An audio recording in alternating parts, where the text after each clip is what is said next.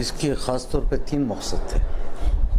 एक मकसद जो 79 नेवी के विरोध में, दूसरा मकसद जो चारों तरफ बाढ़ आई हुई है, जो लोग तकलीफ़ उठा रहे हैं वो, और तीसरा ख़ास तौर पे बेंगलुरु के ताल्लुक़ से, बेंगलुरु में जो कुछ भी घटना हुई उसके ताल्लुक़ से हमारे पार्टी के राष्ट्रीय अध्यक्ष श्रीमान देवेगौड़ा जी का सीधा मैसेज है कि जो होना था उसका हम लोग खंडन करते हैं, हमारी पार्टी उसको विरोध करती है, वो जो हुआ वो गलत हुआ है। लेकिन उसका मतलब ये नहीं कि सारे बेकसूरों को अरेस्ट किया जाए और जेलों में भर दिया जाए। जो कसूरवार है पुलिस इसकी बराबर इन्वेस्टिगेशन करे, और जो कसूरवार है सिर्फ उनको सज़ा दी जाए, बशर्त कि बेकसूरों को बिल्कुल तकलीफ ना दी जाए। एक अपील श्रीमान देवेगौड़ा जी ने की है और मैं भी वही करना चाहता हूँ। ये जो है एक भीड़ है, ये भीड़, इसको भीड़ कहते हैं। सबसे पहले मैं इसका खंडन करता हूँ, मैं इसका विरोध करता हूँ, लेकिन ये भीड़ एक बेइल्म बेखौफ जो कानून के कोई एहतराम नहीं करते, ऐसी एक भीड़ है। इस भीड़ का मॉडल हमारे उत्तर भारत से शुरू हुआ है। मॉब लिंचिंग के तरीके से जो बताया गया है, ये उसी का एक मॉडल की तरीके से एक लोग भड़क के किए। जो कुछ भी किए, जो सज़ावार था, जो कसूरवार था, उसको सज़ा होना चाहिए। लेकिन जो कुछ भी बेकसूरों के साथ में जो किया गया है, ये घर तोड़ना, ये जलाना, ये सब, ये आगजनी करना, ये सब सही नहीं है, ये गलत है। इसका मैं खिलाफ।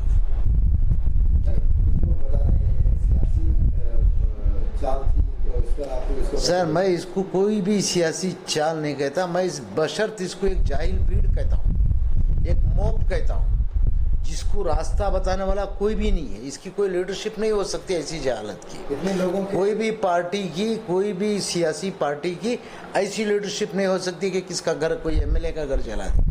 आज उनका घर जलता है तो कल को किसी और की बारी आएगी, परसों किसी और की बारी आएगी। और जहाँ तक ये लोग बात कर रहे हैं कि ये केस सीबीआई को रेफर करो, इसका भी मैं विरोध करता हूँ।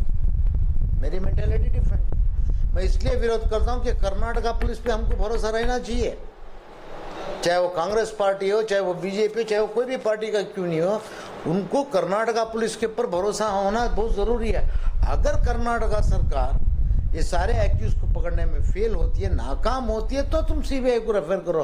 From the beginning you are asking to refer to the CBI. क्या मतलब, क्या इसका मतलब क्या हो गया कि मतलब क्या कर्नाटका पुलिस निकम्मी है? नहीं, कर्नाटका पुलिस में वो है, वो लोग करेंगे। इंतज़ार करें, इंतजार करके देखे कि कर्नाटका पुलिस क्या करती है। अगर जो फायरिंग में मरे हैं, जी बताएं कि बेकसूर है, रास्ते पे जाने वालों को गोली लगी है, इनका कंपनसेशन जी, जहाँ तक बेकसूर लोग अगर मरे हैं तो उसका कॉम्पनसेशन देना चाहिए, 100% देना चाहिए। ये सरकार को आगे बढ़ के आना चाहिए। कम से कम भले माना कि ये सरकार ने ज़ख्म ना दी है, लेकिन जानते हैं कि ज़ख्म हुआ है तो मलहम लगाने का काम तो सरकार को ही करना है, और कौन करेगा। मैं भी इन लोगों से गुजारिश करता हूं कि जो लोग हैं उनको कंपोजिशन दी जाए, जितना है इसको मिनिमाइज, करेक्ट इन्वेस्टिगेशन करके ओनली क्रिमिनल्स को पनिशमेंट दिया जाए, बेकसूरों को पनिश ना किया जाए। जो बेकसूर है उनको पनिशमेंट करना, जेलों में भरना, मतलब ले जाके फिर ट्रेनिंग देने जैसी बात हो जाएगी, ताकि वो गुस्से में वापस आए फिर कुछ और बड़ा करे। इसको मौका नहीं देना चाहिए सरकार और पुलिस दोनों से। मैं ये रिक्वेस्ट करता हूँ कि जो बेकसूर लोग हैं सिर्फ उनको सजा दो, सॉरी जो कसूरवार है उनको सजा दो, बेकसूरों को माफ़ करो, ख़त्म करो कहानी। जो नवीन ने पोस्ट किया उसके बारे में, नवीन ने जो पोस्ट किया, ऐसे लोगों को तो सख्त सज़ा होना ही चाहिए। होना इसलिए चाहिए क्योंकि वो 3 खून जो पुलिस फायरिंग से मारे गए या ज़ख्मी हो गए, ये 3 जानों का जिम्मेदार भी वही कहलाता है।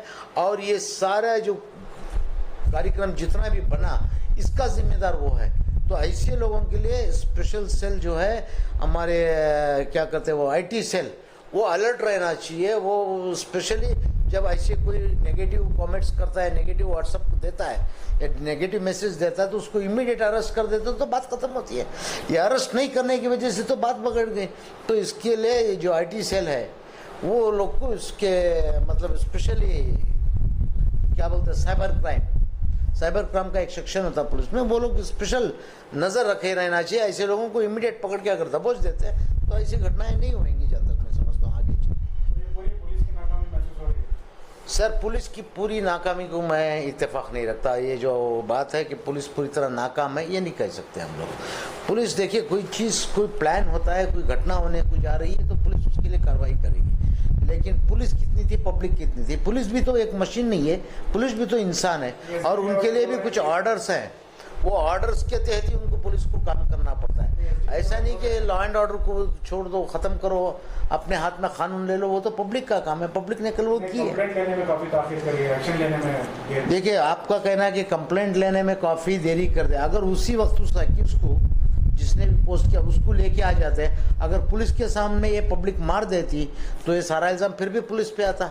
इसका मतलब कोई भी करे, लेकिन भले सिर्फ पुलिस, मैं ये बात को नहीं मानता हूँ। ये मेरा पर्सनल ओपिनियन है। पुलिस अपना काम कर रही है, उस पर भरोसा रखो, कानून पे भरोसा रखो। जब पुलिस जब नाकाम हो जाएगी तो फिर दूसरी बात करेंगे हम, लेकिन फिलहाल ये बातें करना गलत है। इस मामले में बहुत सारे लोग पॉलिटिक्स। देखिए सर, जो लोग गंदे हैं वो लोग गंदी पॉलिटिक्स तो इसमें करेंगे ही। ये पॉलिटिक्स करने की बात नहीं है, इसमें भाईचारा बढ़ाने वाली बात है। भाईचारे को धक्का नहीं लगना चाहिए, देश को नुकसान नहीं होना चाहिए। संपत्ति चाहे वो एमएलए की हो या एक आम आदमी की हो या सरकार की हो, संपत्ति ये हमारे देश की है। संपत्ति का नुकसान नहीं होना चाहिए, किसी की जाने नहीं जाना चाहिए। आज उन 3 लोगों का क्या, मुझे पता नहीं कि वो भीड़ में थे या वो लोग मुब्तला थे या नहीं थे, या अनजाने में गोली लगी या जान के गोली लगी, ये भी तो मैं नहीं जानता। लेकिन जान तो गई है। जिसकी जान गई है उनके माँ बाप के से जाके पूछो कि उनका हाल क्या है। किसी की दौलत गई है तो किसी के घर में जान भी तो गई है। लेकिन इस सब का कारण जो है, उसको तो पक्की सजा होना चाहिए, जिसने ये फसाद की शुरुआत की थी। ऐसे लोगों को सख्त सजा देना चाहिए। कुछ लोग मैंने देखा, आपके टीवी में बताया कि मंदिर वो एक अखलाकी, इंसानी अखलाक का काम किए। मैं ऐसे लोगों को सलाम करता हूँ, चाहे वो मुसलमान हो जो मंदिरों की हिफाजत करते, वो हिंदू हो जो मस्जिदों की हिफाजत करते, ऐसे लोगों को मैं सलाम करता हूँ। लेकिन जो गुनहगार है वो गुनहगार है। हमारी पार्टी की तरफ से और मेरा पर्सनल ओपिनियन भी क्लियर है कि सिर्फ कसूरवारों को सज़ा दी जाए, गुनहगारों को सज़ा दी जाए, बेगुनाहों की तादाद ना बढ़ाए, उन लोगों को हरेस ना करें। ये हमारी पर्सनल रिक्वेस्ट है पार्टी की ओर से और मेरी ओर से। नवीन का कहना है कि अगर गुम हो गए तो दूसरे लोग ने ऐसा किया, तो ऑफिस के बारे में क्या कहेंगे? देखिए, हर घर में टॉयलेट होता है। इसका मतलब ये नहीं कि कोई एक जात, एक धर्म में, एक समुदाय में एक आदमी गलत होता है तो उसका पूरा ब्लेम पूरी समुदाय को नहीं दिया जा सकता। पूरे कोई एक आदमी गलत होता तो उसका पूरा शय जो है वो पूरी कौम को नहीं दिया जा सकता।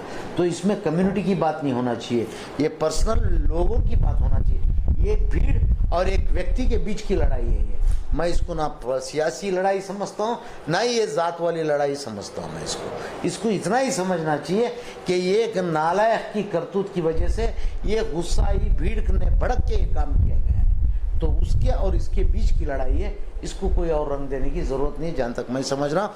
और जानों के नुकसान या और माल का नुकसान नहीं होना चाहिए, ये मेरी सभी से प्रार्थना, इल्तिजा और दरख्वास्त है।